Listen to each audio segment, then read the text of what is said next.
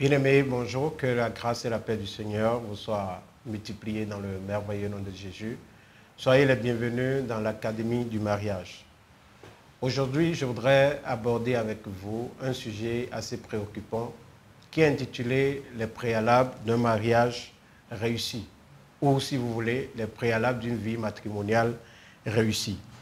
Et quand on parle de préalables, on parle d'exigences, on parle des étapes à affranchir avant de pouvoir prétendre avoir une vie matrimoniale réussie. Vous savez pourquoi nous sommes en train de parler de ce thème? Parce que c'est un thème crucial, c'est un thème de destinée. C'est un sujet qui est un sujet assez parfois banal, mais qui a de portée énorme sur la vie des gens. Je connais beaucoup de personnes, beaucoup de jeunes qui ont du potentiel, qui ont un bagage intellectuel, qui ont une vie spirituelle stable et qui ont évolué jusqu'à ce que, à un moment donné de leur vie, au carrefour de leur vie, où il fallait tourner bien, choisir un conjoint, choisir une conjointe, ont viré dans le décor. Et leur vie n'a plus jamais été la même. Est-ce que c'est votre cas peut-être? Je crois que cette problématique va beaucoup vous intéresser. Les préalables d'une vie matrimoniale réussie. Je disais tout à l'heure, pourquoi ce thème? Parce que si vous ratez votre mariage, si vous ratez le choix de votre conjoint, bien-aimé, excusez le thème, vous avez raté votre destinée. Pourquoi? Parce qu'un mauvais mariage est un poison pour la destinée. C'est pour cette raison, en tant que jeune, vous avez besoin de prêter attention à ce sujet et de savoir là où vous voulez aller, pourquoi vous voulez vous marier. On ne se lève pas du jour au lendemain pour se marier. On se marie pour un but. On dresse sa vie matrimoniale pour accomplir sa destinée. Alors, quand nous disons les préalables d'une vie matrimoniale réussie, qu'est-ce que nous voulons dire? Nous voulons dire, comme je l'ai dit tout à l'heure, permettez la répétition, nous voulons parler des exigences, les étapes à affranchir, ce qu'il faut faire d'abord avant de pouvoir prétendre avoir une vie matrimoniale réussie. La première chose, lorsque vous avez envie d'avoir une vie matrimoniale réussie, la première chose à avoir, c'est d'avoir une vision claire d'un mariage réussi. Une vision claire d'un mariage réussi. Bien-aimé, la vision est le début de toute chose. Quand vous avez une vision, vous savez là où vous voulez aller. Celui qui n'a pas de vision ne sait pas là où il va. Et il a déjà échoué même avant de commencer. Quand vous savez que vous avez envie d'un mariage réussi, c'est déjà une bonne étape. Alors, la vision d'un mariage réussi, vous devez l'avoir. Et comment est-ce que vous devez avoir cette vision? Vous devez d'abord prendre conscience de toutes les conséquences d'un mauvais mariage. Beaucoup de personnes pleurent aujourd'hui, non pas parce qu'ils sont de mauvaises personnes, mais parce qu'ils ont un mauvais mariage. Beaucoup de personnes gémissent aujourd'hui sur le plan du travail, non pas parce qu'ils sont un mauvais travailleur, mais parce qu'à la maison, ça ne passe pas bien. Beaucoup de personnes ont fait le naufrage dans la foi, non pas parce qu'ils sont de mauvais chrétiens, mais parce qu'à la maison, ça se passe très mal. Vous devez prendre conscience des désastres d'un mauvais mariage. Un mauvais mariage ne fait pas de cadeau. Demandez à Samson, il va vous dire, ce qui l'a amené dans la tragédie de sa mort, c'est un mauvais mariage. Un mauvais mariage ne pardonne pas. Vous devez savoir en tant que jeune qu'un mauvais mariage est un piège pour votre destinée. Alors, vous savez, il y a beaucoup de personnes qui adorent le Seigneur dans les pleurs. Beaucoup de foyers chrétiens qui sont dans des violences. Beaucoup de chrétiens nés de nouveau qui malheureusement se bagarrent à la maison. Et à un moment donné, ils se réunissent, ils pleurent, ils se pardonnent et le lendemain, ça reprend. Beaucoup de personnes se sont données à des insultes. Beaucoup de personnes ont des foyers dans lesquels règnent les soupçons. Parfois, ça conduit même au meurtre. J'ai assisté un jour à une tragédie et cela m'a marqué à vie. C'est justement pour ça que je me suis intéressé à la question du mariage. Une sœur à moi qui, très intelligente, avec qui nous avons fait le parcours. Une fille pieuse qui a gardé sa virginité jusqu'au mariage. Vous savez comment elle a fini? Avec un suicide. si vous n'avez pas envie de vous suicider, vous avez besoin de prêter attention à ce qu'on est en train de dire. Parce que un mauvais mariage est un poison pour la destinée. Un mauvais mariage a d'impact négatif sur les enfants. Un mauvais mariage a d'impact négatif sur votre vie spirituelle. Un mauvais mariage a d'impact sur votre vie sociale, même parfois sur votre vie financière. Parce qu'il faut que vous soyez totalement libre d'esprit. Vous soyez totalement à l'aise en vous pour que vous puissiez aller chercher de l'argent. Vous avez besoin d'être une bonne personne, c'est-à-dire à la maison, pour que les portes puissent s'ouvrir à vous dans la ville. Ceux qui réussissent souvent sont des gens qui ont une vie matrimoniale stable.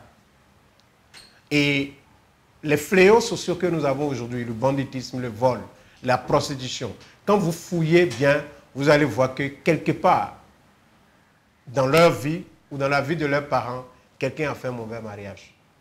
C'est pourquoi ce n'est pas une question avec laquelle on peut jouer. Un mauvais mariage est quelque chose que vous devez détester dans votre vie. Alors, lorsque vous avez fini de vous prendre conscience des effets néfastes d'un mauvais mariage, ce que vous devez faire, en parlant de vision, c'est de désirer un mariage réussi. Quand vous êtes là jeune, qu'est-ce qui vous vient à l'esprit? Comment imaginez-vous votre mariage? Est-ce que vous imaginez vous marier avec quelqu'un qui est l'homme selon le cœur de Dieu? Vous-même, en tant que la femme, selon le cœur de Dieu, pour cet homme, créer un foyer où vit la concorde, l'ambiance, où le cri des enfants se mélange au cri de louange, où le Seigneur vit, où il y a la joie. Et quand on doit même entendre des cris, c'est des cris de joie, c'est des cris de bonheur. Il n'y a rien de plus merveilleux, bien-aimé. Et si vous pouvez vous projeter dans cette dynamique, dans cette vision, vous avez beaucoup plus de grâce pour pouvoir l'obtenir. Parce que quand vous pouvez voir, si vous pouvez voir, vous pouvez l'obtenir. Si vous pouvez avoir la vision de mariage réussi, Dieu qui est juste dans les cieux, il va vous donner le mariage réussi. Et vous avez besoin de cela, bien-aimé. Vous avez besoin d'aspirer intensément à ce mariage. Et lorsque vous avez cette vision, ça vous donne le tonus, ça vous donne la persévérance, ça vous donne la foi de franchir patiemment les différentes étapes pour que vous puissiez accomplir ce mariage réussi. Alors, n'oubliez pas, le premier point, c'est d'avoir une vision. Vous avez besoin d'avoir une vision pour avoir un mariage réussi. Le deuxième point assez capital, lorsque vous voulez avoir un mariage réussi ou une vie matrimoniale réussie, il faut faire un travail sur soi. Un travail sur soi, vous allez me demander comment on fait un travail sur soi. En tant qu'enfant de Dieu, nous avons besoin de l'aide du Saint-Esprit, mais nous aussi, nous avons notre partition à jouer. Beaucoup de personnes comptent sur l'aide du Saint-Esprit et font beaucoup de désordre. Vous allez voir dans nos églises, il y a beaucoup de personnes qui se disent hommes spirituels, mais quand ils posent des actes à côté de vous, vous posez la question de savoir, est-ce que ces gens-là sont vraiment des enfants de Dieu? Avant d'aspirer à un mariage réussi, avant d'obtenir le statut d'un homme selon le cœur de Dieu, d'une femme selon le cœur de Dieu, auprès d'un homme qui a été appelé par Dieu, ou bien d'un homme qui sert Dieu, d'un adorateur qui sert Dieu, vous avez besoin, bien aimé en tant que jeune, de travailler sur vous. Et le travail sur vous est à plusieurs étapes. La première étape, c'est que vous devez développer la continence. La continence, ça veut dire quoi? C'est ce que les anglophones appellent le mindset. Ce mindset-là qui vous permet de pouvoir vous garder votre corps sous le contrôle du Saint-Esprit. Garder votre corps intimement lié à la parole de Dieu. Vous prémunir des tentations du sexe jusqu'au mariage. Gardez la continence. Ça veut dire quoi? Vous refusez toute opportunité maléfique qui se présente à vous pour que vous puissiez coucher avec une femme ou un homme avant votre mariage. Beaucoup de jeunes, quand on aborde ce sujet, ils commencent à se poser mille et une questions. Est-ce qu'il y a des hommes qui peuvent rester sans femme jusqu'au mariage? Est-ce qu'il y a des femmes qui peuvent rester sans homme jusqu'au mariage? Bien sûr, c'est possible. Et vous devez le faire. Pourquoi? Parce que une sexualité précoce provoque une certaine dépendance émotionnelle vis-à-vis de cet homme ou vis-à-vis de cette femme. Lorsque vous commencez la sexualité en dehors du mariage, ce qui arrive, c'est quoi? Cela devient comme une addiction. Cela devient comme une forme de dépendance émotionnelle, psychologique. Et vous ne pouvez pas vous passer de cette personne. Et parfois, nos jeunes confondent cela à de l'amour. L'amour, ce n'est pas ça. L'amour, ce n'est pas de l'émotion. L'amour, ce n'est pas de la dépendance. L'amour n'est même pas un sentiment. Nous allons y revenir dans les prochains numéros.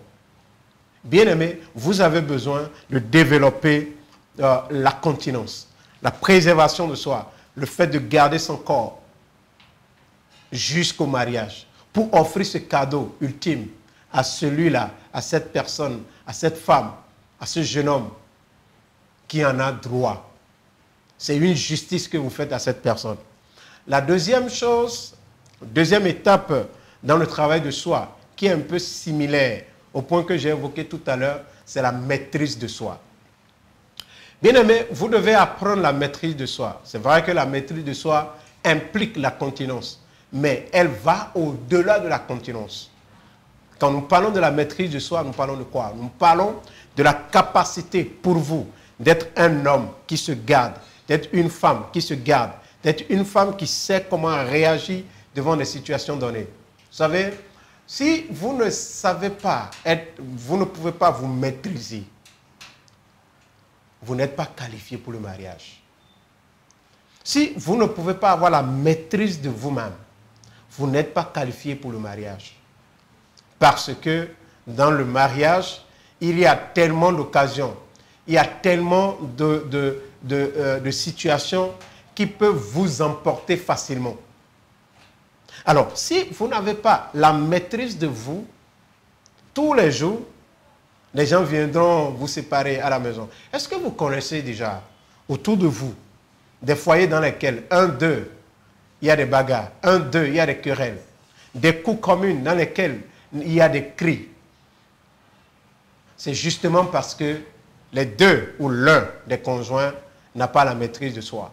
La maîtrise de soi est essentielle lorsque vous voulez avoir un mariage réussi. Lorsque vous désirez avoir un mariage réussi, vous avez obligatoirement besoin de la maîtrise de soi.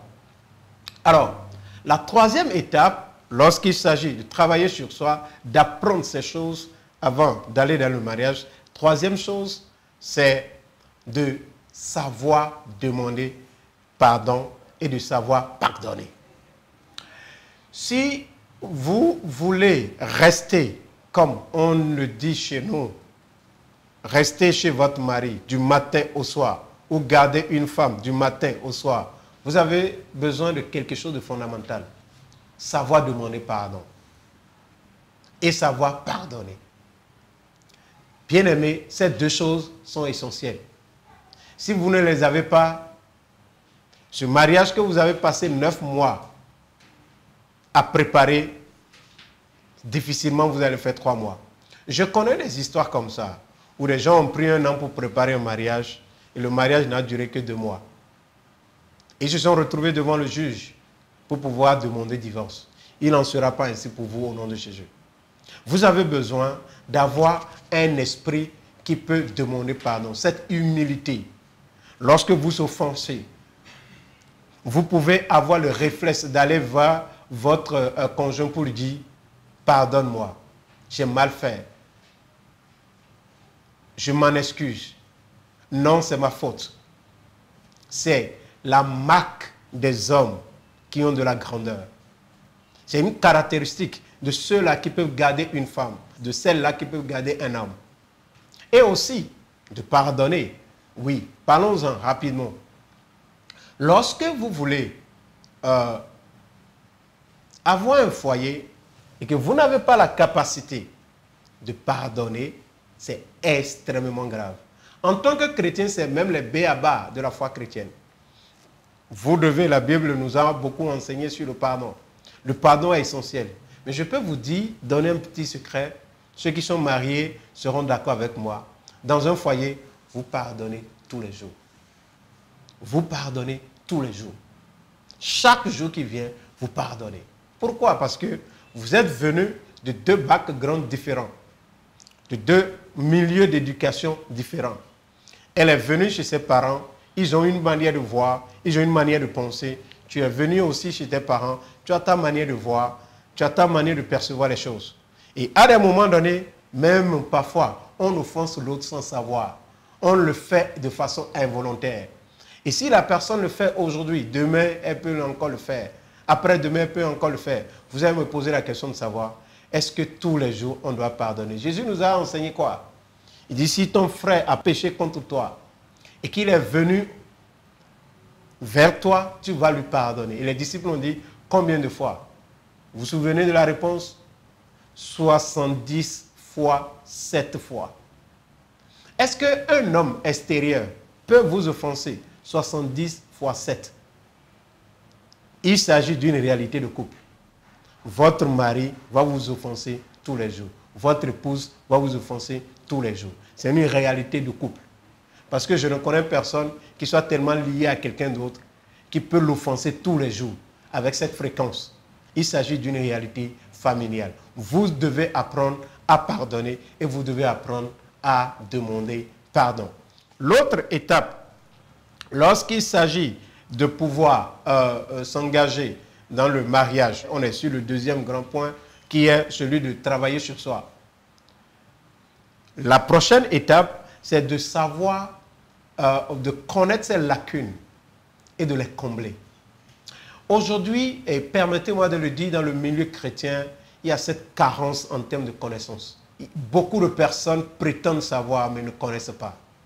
Quand vous voulez avoir une vie matrimoniale réussie, si vous êtes une femme, vous avez besoin de connaissances. Si vous êtes un homme, vous avez besoin de connaissances.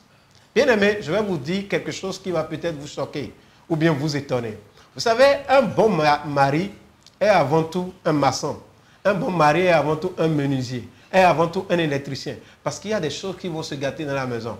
Et vous n'aurez pas besoin de tout le temps aller chercher où est le maçon, où est le menuisier, où est le frigoriste, où est le plombier. Vous devez apprendre à combler vos connaissances.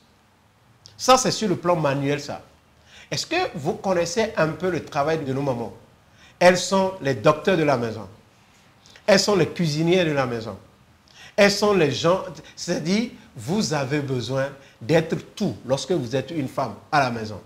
Donc, jeune fille, vous avez besoin maintenant d'agrandir vos connaissances, d'apprendre comment on cuisine, d'apprendre comment on a le réflexe d'une maman. Le mariage n'est pas pour des filles, c'est pour des femmes. C'est pourquoi la Bible a dit, l'homme quittera son père et sa mère et s'attachera à sa femme. Et non à sa petite amie, à sa femme. Il faut être femme pour prétendre au mariage. Et la femme, quand on parle de femme, on parle de la maturité. Et pour pouvoir avoir cette maturité, vous avez besoin de remplir votre mind avec un certain nombre de connaissances. Vous avez besoin de remplir votre cerveau avec un certain nombre de notions. Des notions de la vie courante. On n'a pas besoin d'avoir le doctorat, non. On n'a pas besoin d'avoir de l'agrégat. Mais vous avez besoin de connaître les choses simples de la vie. Bien-aimé, c'est indispensable. L'autre chose qui est essentielle lorsque vous prétendez, lorsque vous désirez d'avoir un mariage heureux, nous sommes sur le deuxième point qui est le travail sur soi. Une autre façon de travailler sur soi, c'est de faire quoi? C'est d'apprendre à communiquer. La communication. Vous savez, c'est le pilier de la maison. Communication. La communication. Et quand on parle de communication, il ne s'agit pas simplement de parler. Non, c'est au-delà de ça. La communication, le langage, aller à l'école de l'autre, savoir mettre la balle à terre, discuter, dialoguer, découvrir l'autre, communiquer, parler, faire passer son message, trouver les astuces qu'il faut, trouver les moyens qu'il faut pour faire comprendre à l'autre ce qu'on veut dire, ce qu'on veut faire.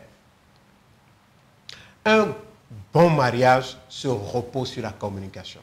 Nous aurons le temps de l'approfondir dans nos prochains numéros parce que on ne peut pas l'aborder ici. Mais le travail que vous devez, en tant que jeune, commencer à faire sur vous, c'est d'apprendre à communiquer. Et communiquer ne veut pas dire prendre son téléphone portable et commencer à aller sur WhatsApp. Bébé, tu es où? Bébé, tu es... Non, ce n'est pas ça. Communiquer, ce n'est pas ça. Ça ne se résume pas à ça. Malheureusement, aujourd'hui, les jeunes gens ont réduit la notion de communication aux réseaux sociaux. Non. Quand nous allons aborder ce numéro, vous allez mieux comprendre. L'autre chose, quand il s'agit de travailler sur soi, c'est d'apprendre les notions de base de la gestion. Comment gérer? Quand vous avez 10 000 francs, comment est-ce que vous gérez les 10 000? Quand vous avez pris votre salaire de 100 000 francs, comment est-ce que vous gérez les 100 000? Et comment est-ce que vous devez faire pour que les 100 000 demain deviennent 150 000? C'est comme ça. Un foyer a besoin pour vivre de l'argent. Jésus l'a dit, l'homme ne vivra pas de pain seulement, mais de toute parole qui sort de la bouche de Dieu. Quand vous lisez ce verset, vous allez comprendre aussi que l'homme ne vit pas que de la parole de Dieu. Il vit aussi du pain. Et pour pouvoir avoir le pain, il faut que vous ayez ce qui donne le pain. La prière ne donne pas le pain, c'est l'argent qui donne le pain. Et vous avez besoin, bien aimé, de savoir comment on cherche l'argent, comment on multiplie l'argent. Ce n'est pas diabolique. Quand on dit de chercher l'argent, quand on dit de gérer l'argent, il s'agit même de respecter une loi divine. Dieu est un grand gestionnaire. Dieu sait gérer. C'est pourquoi vous et moi, nous sommes là. Il sait gérer. Et vous devez apprendre en tant que jeune chrétien, jeune chrétienne, vous devez apprendre à savoir comment gérer. Si aujourd'hui, il y a des foyers dans lesquels il y a beaucoup de problèmes aujourd'hui, c'est parce qu'il y a des conjoints qui ne savent pas gérer. Il y a des femmes, quand vous les entendez parler de leur mari, vous avez le tunnel, vous vous posez la question de savoir qu'est-ce qui se passe. Aucune vision, aucune programmation pour la maison. Et quand vous entendez souvent un certain nombre d'hommes vous parler de leur femme, vous vous posez des questions de savoir qu'est-ce qui se passe. Simplement parce que, vous savez ce qui s'est passé? Ces jeunes-là n'ont pas appris à gérer. Alors, si vous êtes une jeune fille et que vous êtes avec un homme et que tout ce que vous savez faire, c'est de demander l'argent pour les mèches, l'amener manger spaghetti, l'amener manger shawarma, l'amener manger pizza, aller de fast-food en fast-food. Et vous ne savez pas, lorsque vous avez 10 000 francs, vous n'avez pas le réflexe de comment gérer, même si vous ne multipliez pas, comment gérer les 10 000 pour que cela puisse apporter quelque chose de véritable pour la maison, c'est un problème. Vous pouvez être belle. Vous savez, le mariage défie votre beauté. Le mariage défie votre beauté physique, même parfois votre potentiel. Si vous ne savez pas gérer, il y aura tôt ou tard à l'intérieur de votre maison des problèmes. Vous voyez beaucoup de messieurs qui se marient avec des femmes très belles. Des femmes que vraiment, physiquement, on n'a rien à reprocher. Mais qui finissent par tromper ces femmes pour aller vers des domestiques. Pourquoi? Parce que les domestiques ont appris à gérer, à faire des travaux de maison. Bien aimé, commencez à réfléchir. Comment j'apprends la gestion? Il n'y a rien de honteux à apprendre, à aller vers les grandes sœurs. Dada, comment je fais? Tata, comment je fais? Je ne sais pas gérer de l'argent. J'ai cette lacune-là. Apprenez-moi à gérer. J'ai 20 000. Je veux que les 20 000 deviennent, dans 2 semaines, 25 000 francs. Vous devez apprendre à gérer. Mon frère, toi aussi, en tant que jeune garçon, tu dois apprendre à gérer. Ce n'est pas seulement d'aller acheter des tennis, mettre jean et de trouver le dernier iPhone qui est sorti et de brandir. Non. vous devez apprendre à gérer. Comment on gère? Vous en avez besoin. Ça, c'est le travail qu'on doit faire ce soir pour prétendre à un mariage réussi. Vous savez, les couples dans lesquels il y a des problèmes de gestion ne réalisent rien. Ils commencent dans la location, ils finissent dans la location. Et parfois, ils finissent dans des cours communs, où il y a des bagarres, un certain nombre de choses. Il se peut que Dieu vous visite un temps. Mais quand Dieu vous visite un temps, vous devez savoir que vous devez planifier. Souvent, la vie de l'homme est faite de saisons. Je prie que la saison favorable de Dieu soit sur vous tout le temps au nom de Jésus. Mais en tant que gestionnaire, en tant qu'enfant de Dieu, vous devez être un bon gestionnaire. Vous devez savoir que si vous avez 1 million aujourd'hui, vous devez faire en sorte que ces 1 million vous rapportent 100 000 francs demain. C'est comme ça. Les gens ont dit que la meilleure façon de pouvoir être autonome vis-à-vis de l'argent, c'est faire en sorte que votre argent travaille pour vous. Vous en avez besoin. Commencez à apprendre comment gérer. Ce serait profitable pour votre maison. Vous savez, un mariage est spirituel, mais il est aussi matériel. Il est aussi matériel. Madame a besoin de manger. Les enfants ont besoin de manger.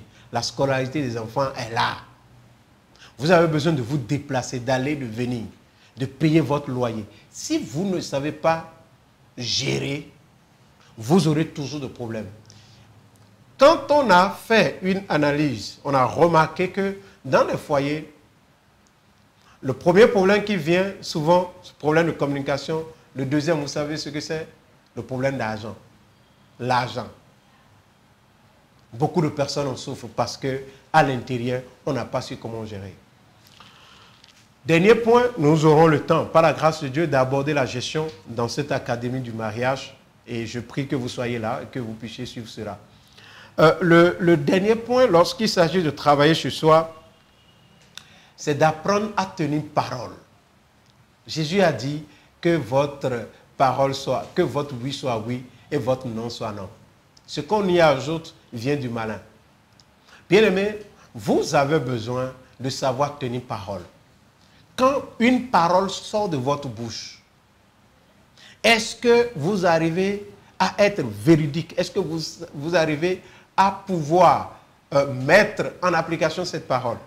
Vous avez fait une promesse à quelqu'un. Est-ce que vous êtes capable de tenir cette promesse-là? C'est essentiel. Je vais aborder rapidement le troisième point. Nous avons parlé du premier point qui est avoir une vision du mariage réussi. Deuxième point, travailler sur soi. Troisième chose que vous devez faire lorsque vous prétendez avoir un mariage ou lorsque vous désirez avoir un mariage réussi, vous avez besoin de détruire l'influence négative de votre environnement sur votre perception du mariage. Vous avez peut-être grandi quelque part où votre papa, votre oncle, votre grand frère qui est là a transformé sa femme en un tam-tam et le tape tous les jours. Et c'est ça qui est rentré dans votre système. Et vous pensez qu'un bon homme, un homme galant, doit souvent taper régulièrement sa femme. C'est une mauvaise perception. Vous devez commencer déjà à changer ce schéma-là. Autrement dit, votre mariage, avant de commencer, court déjà à sa perte. Vous devez savoir que dans un mariage, vous êtes deux.